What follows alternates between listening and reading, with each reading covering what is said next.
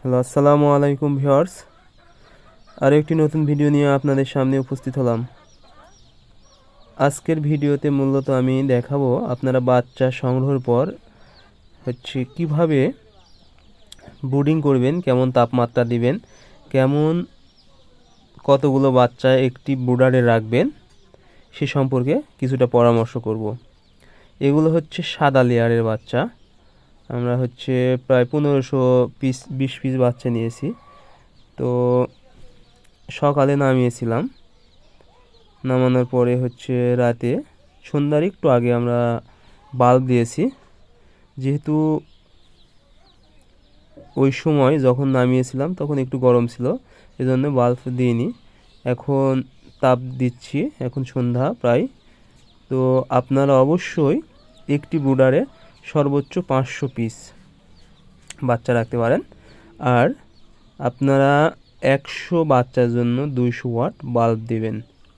হ্যাঁ, আর আপনারা মূলত বাচ্চা হতে ব্রুডারটা 2 ফিট উপরে রাখবেন, অর্থাৎ 1.5 হাতের মতো উপরে রাখলেই হবে।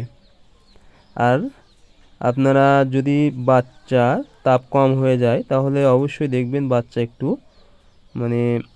ঘন হয়ে থাকবে। সেদিকে অবশ্যই খেয়াল রাখবেন। আমরা 1500 বাচ্চা 3টা ব্রুডার করেছি। দেখেন অনেক সুন্দর হয়ে আছে বাচ্চা।